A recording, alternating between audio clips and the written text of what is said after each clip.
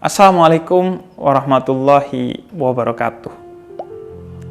Sengaja saya mengawali dengan salam karena ini adalah konten perdamaian, bukan konten propaganda atau apapun. Yang ingin dicapai oleh konten ini adalah kedamaian bagi siapa saja yang mendengarnya, meskipun yang dibicarakannya adalah tentang kekacauan yang terjadi di Palestina. Tragedi Palestina kembali mengemuka dan sampai ke negeri ini serta berbagai negeri di seluruh dunia yang memicu berbagai kekesalan hingga demonstrasi oleh seluruh umat beragama apapun agamanya dan seluruh masyarakat bangsa apapun bangsanya. Dari Eropa, Asia, Afrika, sampai Amerika.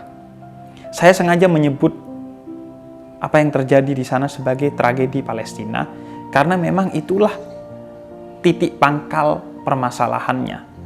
Dan itulah sebenarnya yang terjadi di sana. Sesuatu yang sederhana kalau Anda bertanya tentang apa yang terjadi di sana, yaitu tragedi terhadap masyarakat Palestina yang diakibatkan oleh penjajahan Israel terhadap tanah Palestina.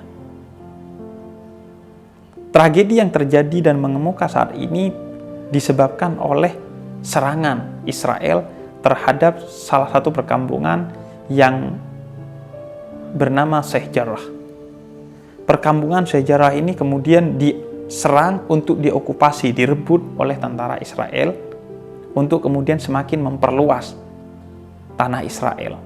Aneh, Israel menjadi satu-satunya negara yang perbatasannya terus melebar.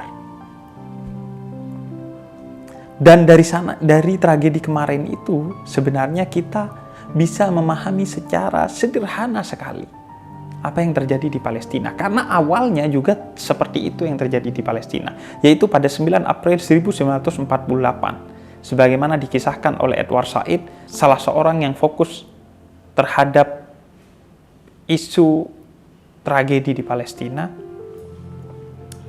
di satu perkampungan bernama Deir Yassin, satu perkampungan damai di Palestina yang diserang oleh kelompok teroris Yahudi yang bernama Irgun dan Stern, kemudian menghabisi sekitar 270 orang Palestina di sana dan merebut kota itu. Dan kelompok teroris ini kemudian yang menjadi tentara pertahanan Israel di kemudian hari yang disebut dengan IDF. Jadi masalahnya sebenarnya simpel. Ada seseorang memiliki tanah, kemudian tanahnya dijajah, direbut oleh kelompok lain. Kita bisa bicara banyak hal tentang tragedi Palestina, karena tragedi ini sudah berusia puluhan tahun, lebih dari setengah abad. Kita bisa bicara dalam perspektif politik dan lain sebagainya. Tapi saya mau membatasi pembicaraan kita pada perspektif agama saja. Karena selain itu memang kompetensi saya, sekaligus juga karena pada titik itulah propaganda-propaganda sering dikemukakan oleh berbagai pihak untuk memperumit keadaan. Pertama-tama yang ingin saya garis bawahi adalah bahwa tragedi Palestina bukanlah konflik agama, bukanlah perang agama. Mengapa? Pertama, karena kita harus membedakan antara Zionis dan Yahudi. Zionis adalah gerakan politik Yahudi, tapi tidak semua orang Yahudi setuju kepada Zionisme. Zionis adalah gerakan yang berbasis kepada etnisitas yang lebih buruk dari apartheid untuk kemudian menguasai satu wilayah yang dianggap tanah yang dijanjikan untuk etnis tersebut. Zionisme juga adalah gerakan religiusitas yang menganggap satu tanah di Palestina adalah tanah yang dijanjikan oleh Tuhan mereka kepada mereka. tapi dia gerakan politik yang memanfaatkan isu etnisitas dan isu religiusitas. Karena itu, jauh beberapa puluh tahun yang lalu, pada tahun 1938, ada satu kelompok Yahudi yang ortodoks, yang justru sangat ortodoks, yang anti kepada Zionisme. Bahkan moto mereka adalah Yahudi bersatu melawan Zionisme. Kelompok itu bernama Neturei Karta. Dan dia berkembang. Banyak sekali kelompok-kelompok seperti ini di Israel ataupun di luar Israel. Banyak sekali pribadi-pribadi yang berjiwa Yahudi dan anti-Zionis di Israel maupun di luar Israel. Atau yang terbaru, seorang pemudi tercerahkan, asal Amerika dan berdarah Yahudi, bernama Rachel Corrie. Tahun 2000-an awal, dia pergi ke Palestina untuk misi kemanusiaan, membantu orang-orang yang menjadi korban Israel di Palestina. Namun pada 2003, tepatnya 16 Maret, satu bulldozer Israel mau menghancurkan rumah milik orang Palestina. Dia berdiri di depan bulldozer itu, menghalangi bulldozer itu untuk menghancurkan rumah masyarakat Palestina. Tapi justru tentara Zionis tidak menghiraukan dia, yang meskipun dia seorang Yahudi, pemudi berusia 23 tahun itu dilindas hingga wafat. Surat-surat atau catatan-catatan yang pernah dia tulis kemudian dikumpulkan dan diterbitkan menjadi satu buku oleh sebuah penerbitan berjudul Let Me Stand Alone. Biarkan saya berdiri sendiri. Dia dianggap seorang yang salah oleh para pendukung Israel, termasuk di negerinya, di Amerika, termasuk oleh orang satu ras dari dia, yaitu orang-orang Yahudi. Bahkan di Amerika, beberapa media menyalahkan dia. Yang berdiri untuk dia selain dirinya adalah ibunya. Ibunya menggugat Israel secara perdata, meskipun tentu dia kalah. Tapi memang bukan kemenangan secara administratif yang dikejar oleh ibunya tampaknya, tapi satu sikap bahwa anaknya benar dan ia ingin mengabarkan kepada dunia bahwa apa yang dilakukan oleh anaknya benar. Seorang warga Amerika dan keturunan Yahudi, Rachel Corrie. Anda bisa membaca cerita-cerita seperti ini tentang seorang Yahudi yang anti-Israel dengan banyak cerita, banyak orang, banyak kelompok. Jadi kita meyakini sepenuhnya bahwa yang terjadi antara Israel dan Palestina bukan konflik atau perang agama. Justru yang dikehendaki oleh Israel adalah narasi seolah-olah yang terjadi adalah perang agama. Karena itu akan membuat orang-orang Yahudi seperti Rachel Corrie yang telah wafat ataupun orang-orang Yahudi yang seperti dia untuk kemudian terprovokasi sehingga mau pergi ke tanah Palestina, bergabung dengan Israel, membenci Palestina dan membenarkan penjajahan terhadap Palestina.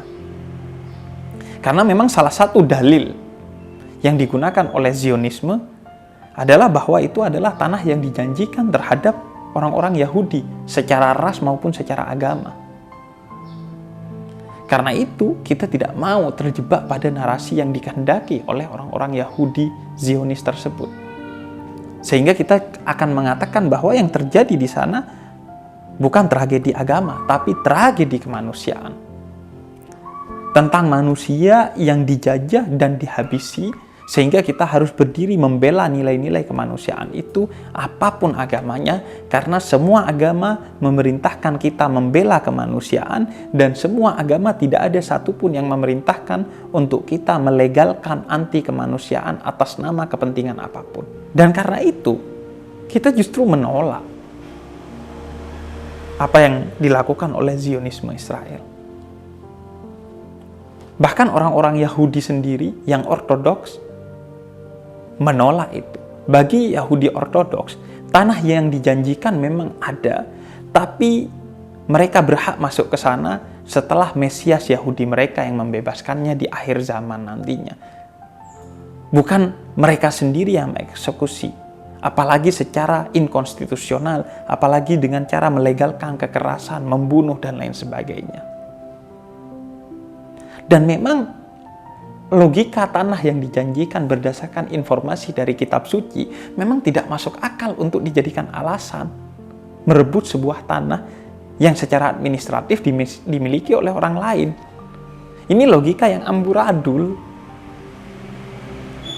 Kalau begitu, semua orang kemudian bisa mengklaim, oh ini bumi semua milik Allah, sehingga saya terserah mau tinggal di mana saja. Sebagai hamba Allah, saya berhak memilih tanah mana saja, toh ini tanahnya Allah. Seolah-olah tidak ada hukum tentang sertifikat, seolah-olah tidak ada hukum tentang perbatasan, dan lain sebagainya. Enak dong, saya bisa mengklaim, oh tetangga saya ini kan berdiri di atas tanahnya Allah, ya sudah, saya berhak juga berarti bikin rumah di sana. Saya berhak menghancurkan rumahnya atas nama Allah. Nggak gitu dong.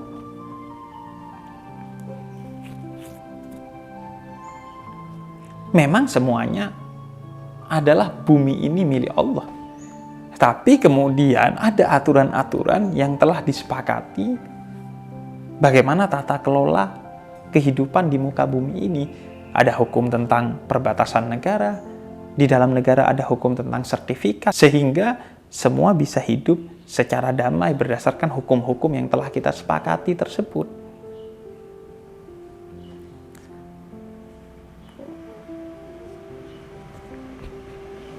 Karena itu kita juga menolak ide tentang khilafah misalnya, yang kemudian mau memaksakan seluruh bumi ini tunduk kepada satu kehilafahan dan tidak mengakui hukum-hukum yang sudah ada, tapi harus kembali kepada hukum yang menurut mereka hukum dari Allah.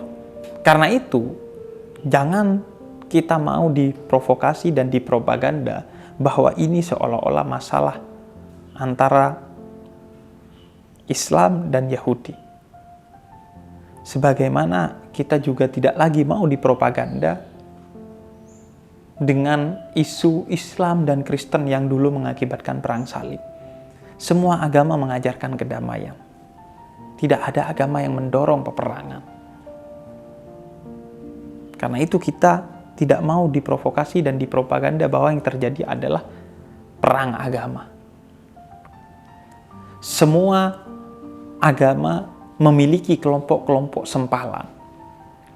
Seperti Zionisme dalam Yahudi, yang justru apa yang digagas dan dilakukannya menciderai nilai agamanya dia sendiri dengan tindak kekerasan, penjajahan, dan anarkisme yang mereka cita-citakan dan lakukan.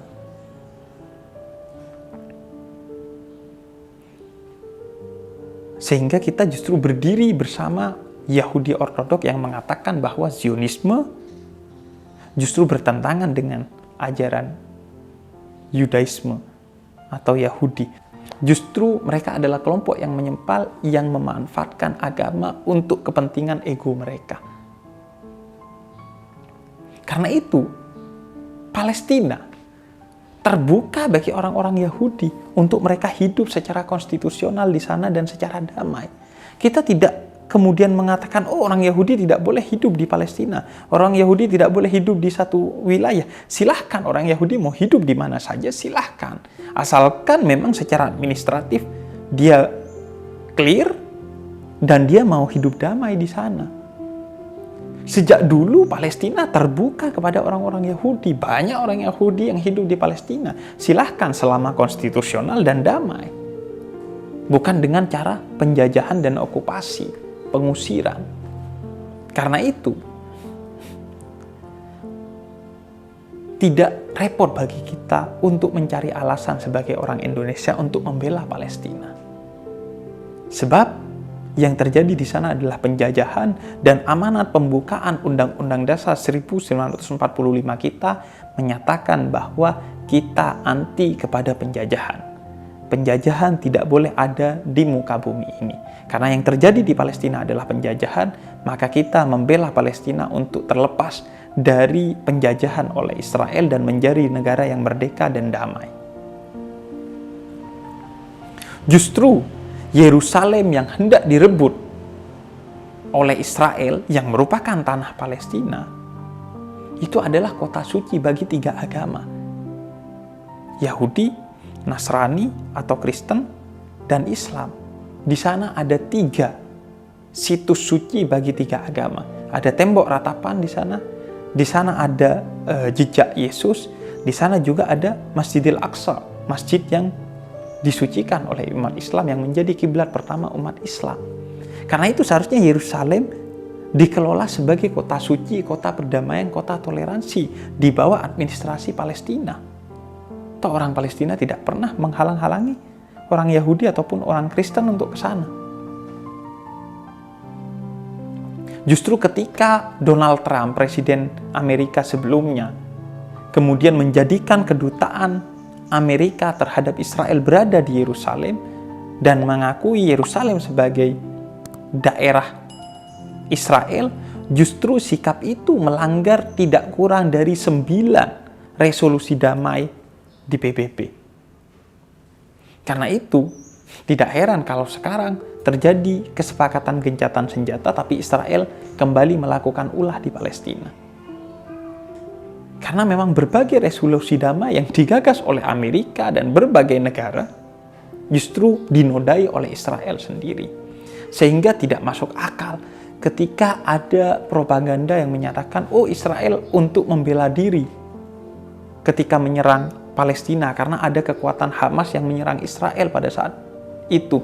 Ini logika yang tidak masuk akal. Justru pertahanan diri itu justru dilakukan dan dibenarkan kalau dilakukan oleh Palestina, baik Hamas, Fatah, ataupun masyarakat sipil Palestina, karena mereka yang terjajah. Sehingga yang seharusnya memiliki logika pertahanan diri adalah yang terjajah. Bukan Israel yang menjajah, kemudian ketika mereka diserang balik, mengatasnamakan membela diri, kemudian melakukan kekerasan yang membabi buta kepada masyarakat Palestina. Sudah 800.000 nyawa yang harus wafat, harus luka-luka, dan harus mengungsi dari tanah Palestina karena penjajahan Israel.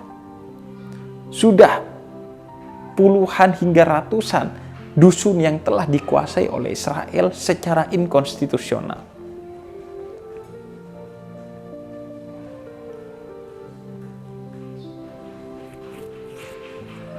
Karena itu, tragedi yang terjadi di sana adalah tragedi kemanusiaan.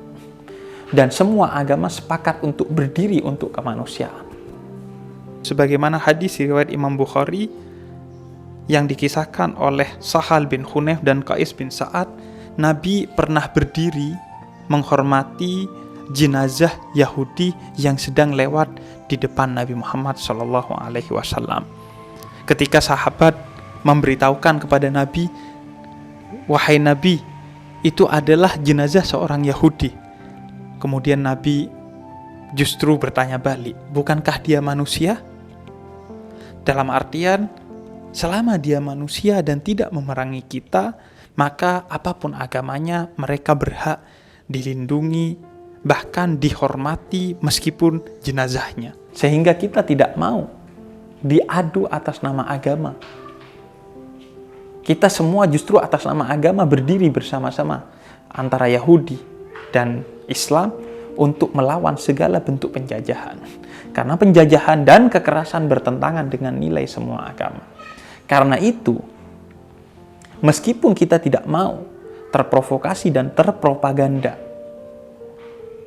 bahwa tragedi Palestina adalah konflik agama atau perang agama, namun dibenarkan bagi kita untuk membela Palestina atas nama agama Islam. Sebagaimana orang-orang ortodoks Yahudi membela Palestina dan anti kepada Israel atas nama agama mereka. Karena semua agama mengajarkan perdamaian dan semua agama menentang segala bentuk penjajahan dan pengusiran dari tanah yang secara administratif jelas-jelas bukan milik dia. Misalnya, dalam Islam jelas dalam suratul Hajj ayat 39 dan 40, Allah tegaskan Allah bersama orang-orang yang diusir dari kampung halamannya. Artinya kita pengikut Allah akan bersama dengan orang-orang yang diusir dari kampung halamannya. Dalam hal ini adalah orang-orang Palestina.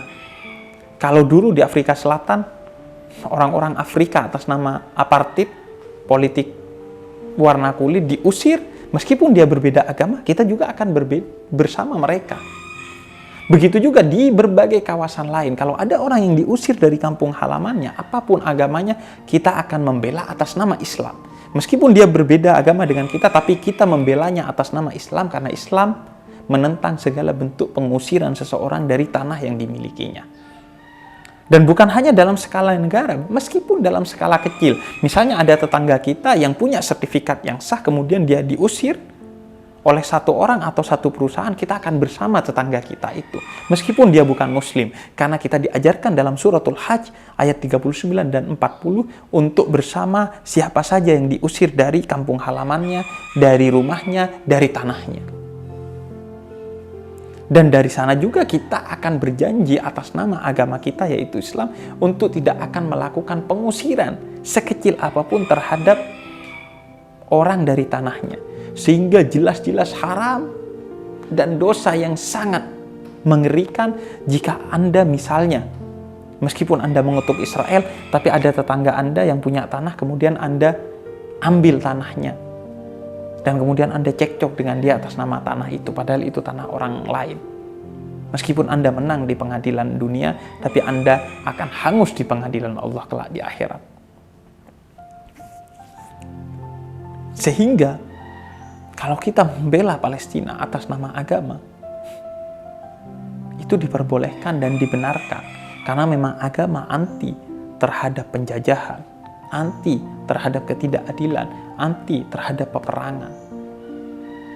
Karena itu silakan atas nama Islam kita membela Palestina. Tapi yang dibela bukan hanya Muslim Palestina, tapi siapa saja yang berhak atas tanah Palestina, itulah yang kita bela.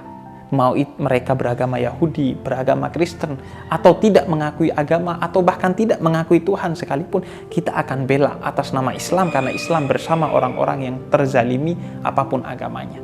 Sebagaimana dulu, umat Islam diantaranya misalnya melalui resolusi jihad, melawan penjajahan Belanda dan melindungi tumpah darah Indonesia, apapun agama masyarakat Indonesia.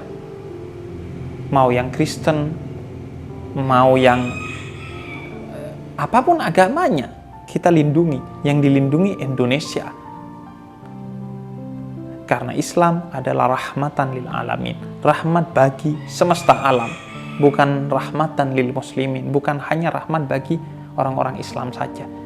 Siapapun orang, apapun agamanya, kalau dia terjajah, dia direbut keadilannya, dia direbut haknya, dia dihabisi nilai-nilai kemanusiaannya, dia dirampas hak-haknya, kita akan membelanya. Karena juga di Palestina terjadi tragedi kemanusiaan yang dilakukan oleh Zionisme, maka kita atas nama Islam juga membela, karena Islam bersama nilai-nilai kemanusiaan. Siapa yang membunuh satu nyawa, dia seperti membunuh seluruh umat manusia. Karena itu kita akan melawan siapa saja yang menghabisi satu nyawa. Maka ketika Zionisme Israel menghabisi ratusan nyawa di Palestina, hari-hari ini kita melawan mereka sebagai umat Islam karena kekejaman mereka, bukan karena agama mereka. Terima kasih. Wassalamualaikum warahmatullahi wabarakatuh.